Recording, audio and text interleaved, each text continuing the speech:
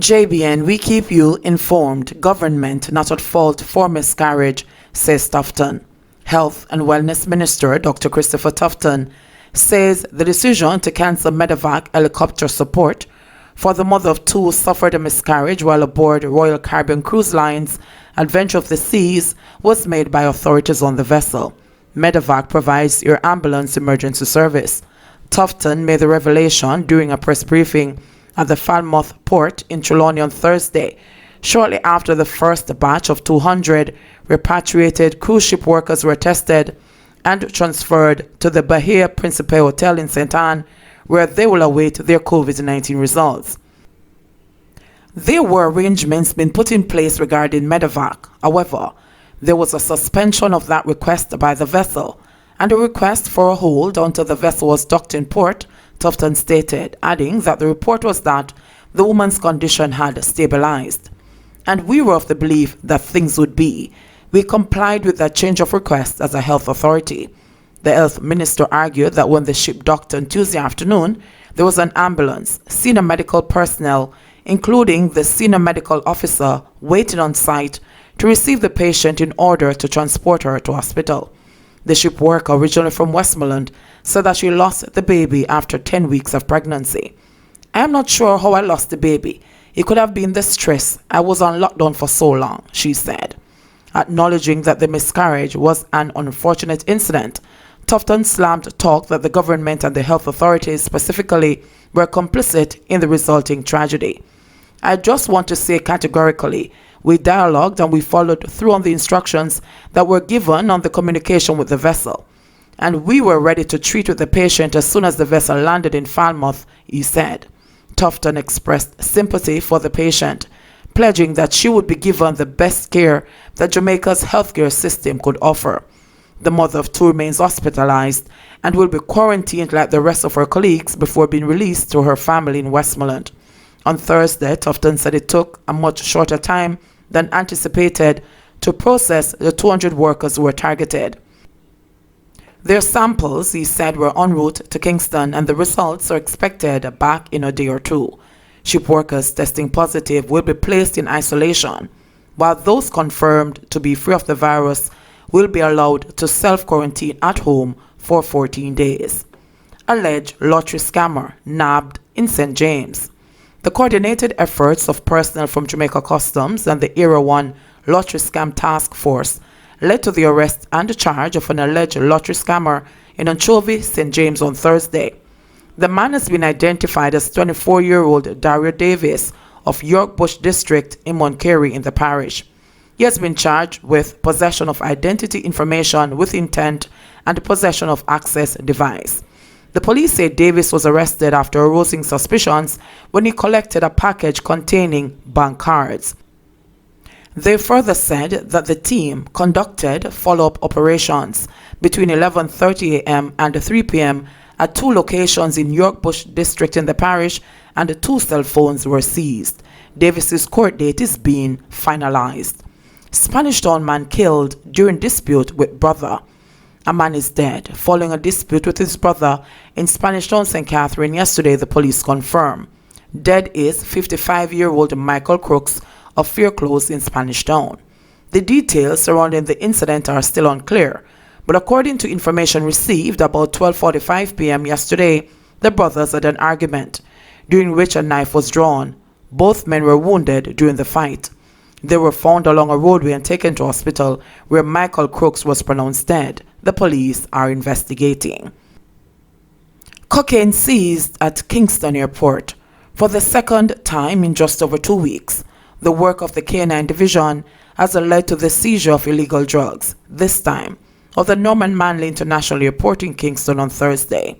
The police report that about 3:30 p.m., a K9 team, including police dog Emma, was checking cargo for an outgoing flight when Emma detected anomalies.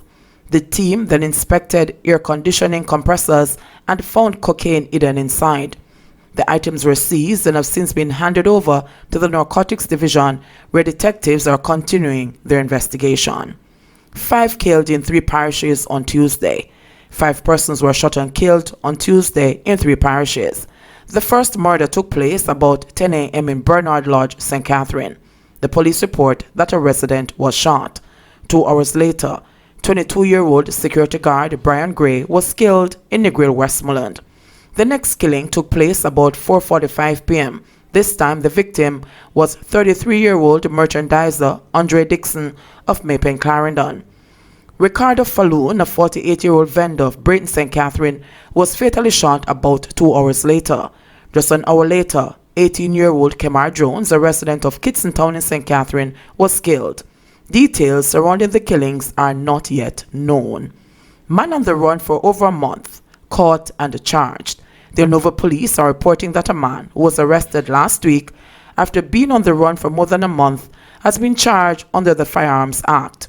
He is 25-year-old Tishane Gunnell, otherwise called Russian, of Burnt Ground, Santa Cruz in St. Elizabeth. Reports are that about 6:10 a.m. on Monday, March 30, the police conducted an operation in Martin Castle, Hanover, where Smith & Wesson 9mm pistol and 9 9mm rounds of ammunition were seized. Gunnell, who allegedly eluded capture on the day, was held in a subsequent operation on Wednesday, May 13. He was later charged with illegal possession of firearm and illegal possession of ammunition after an interview in the presence of his attorney. Gunnell's court date is being arranged. Man linked to several robberies held by citizens handed over to cops. Police are hailing residents in sections of Mandeville after they managed to apprehend a man suspected to be behind a number of break-ins in their area. Reports are that for several weeks, a number of reports were made about robberies and break-ins, but police said they were not able to catch the perpetrators. Police report that they were able to make a breakthrough thanks to citizens who held a 47-year-old man identified as one of the main suspects behind the crime. The man, identified as Omar Forbes of North Racecourse Road, was apprehended and handed over to the police after residents reportedly spotted him with stockings and other items allegedly stolen from a store in the town center. Police said after the man was handed over to them, other investigations were carried out, and according to the police, Forbes was linked to 2 incidents, one on Thursday, May 14, and the other on Saturday, May 16. Details on those incidents were not provided by the police. Police said Forbes has since been charged. A court date for Forbes is being arranged. Meanwhile, the police are urging persons to contact their local police or the 119 emergency number whenever suspects or suspicious persons are seen in their communities, as attempting to apprehend such persons can expose persons to tremendous risk. Jamaicans who overstay their time in the U.S. due to COVID-19 won't be penalized. Jamaicans who visited the United States and overstayed their time as a result of COVID-19 travel restrictions will not be penalized by the United States Immigration Department. Minister of Foreign Affairs and Foreign Trade, Senator Kamina Johnson-Smith, made the announcement recently during a virtual town hall meeting with over 400 Jamaicans in the United States.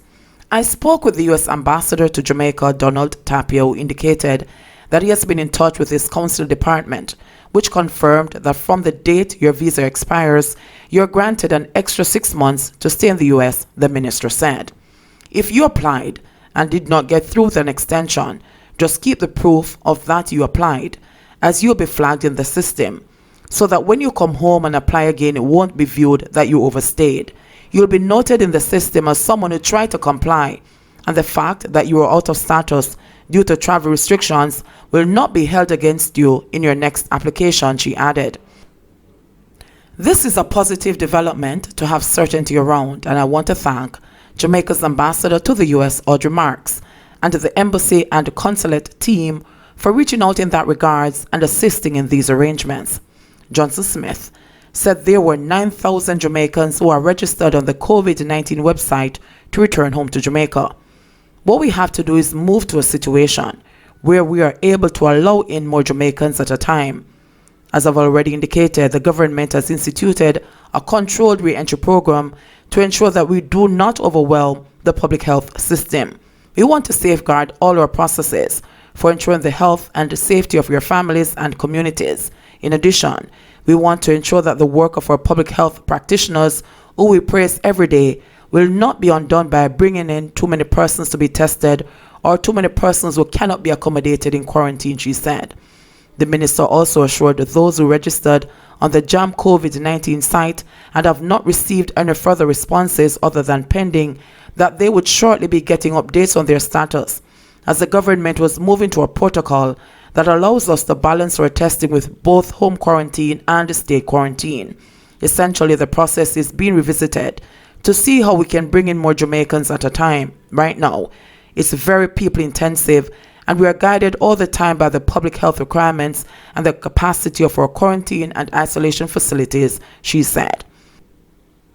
What we are trying to do is move to technology, where we can allow the monitoring to take place without requiring an individual public health nurse who would normally have to go out and visit the location and make an assessment, and move to one where you are allowed the discipline of self-regulation and in those circumstances have the app to monitor movements, she explained. Marks told the virtual meeting that Jamaicans who have tickets but flights were cancelled should be able to rebook their flights in another week, as a number of airlines have indicated that they will be ready to resume flights to Jamaica in June.